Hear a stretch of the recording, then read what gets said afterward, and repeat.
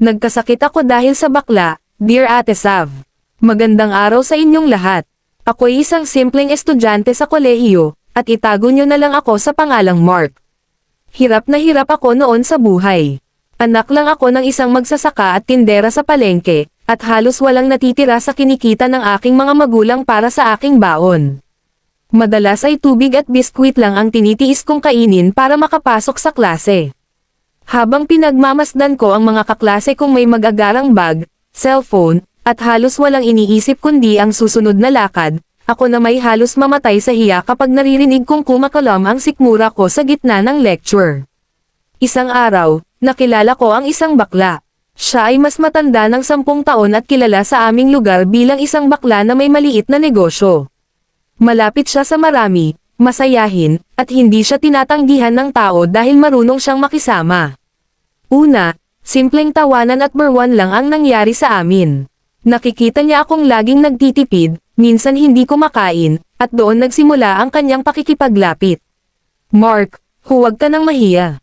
Kung gusto mo, sagot ko na baon mo bukas, sabi niya minsang nagkasalubong kami sa tindahan. Napatigil ako, nahihiya ako, pero sa isang iglap, naramdaman kong para akong niligtas sa gutom. Doon nagsimula ang aming kakaibang ugnayan. Sa bawat linggong lumilipas, siya ang nagbibigay ng pangload, pamasahe, at kung minsan ay pambili ng gamit ko sa eskwela. Sa una, wala akong iniisip kundi utang na loob. Pero habang tumatagal, nagkaroon ng kapalit. Unti-unti niyang ipinaparamdam na gusto niya ako, at kapag hindi ko siya pinapansin, nararamdaman kong parang mawawala rin ang tulong niya. Sa isip ko, ano pa bang magagawa ko? Kung iiwas ako, baka wala na akong pangkain. One time nag-inuman kaming dalawa at nung nalasing kaming dalawa at kinantahan niya ang aking mikropono.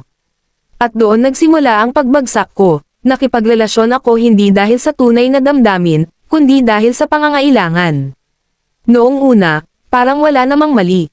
Hatid sundo niya ako, binibigyan ng mga bagay na hindi ko kayang bilhin. Ngunit habang tumatagal, lumalim ang aming pisikal na ugnayan.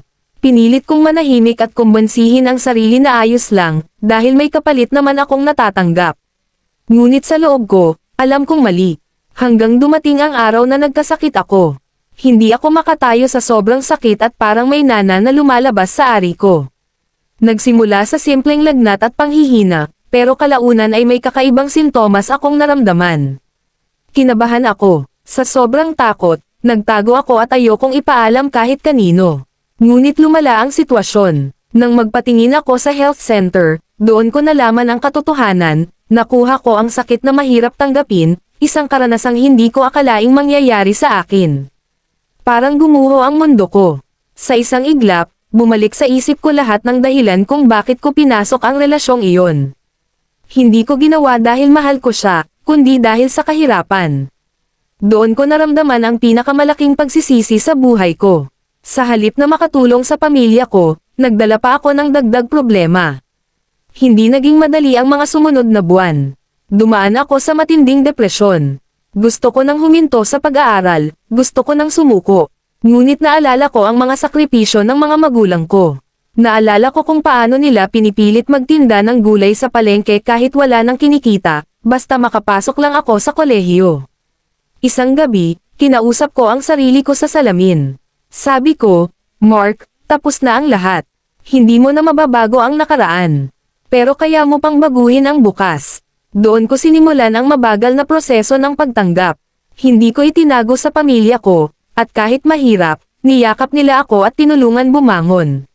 Nagdesisyon akong putulin ang relasyon kay Adrian. Hindi dahil sa galit, kundi dahil alam kong mali ang pinagmulan ng lahat.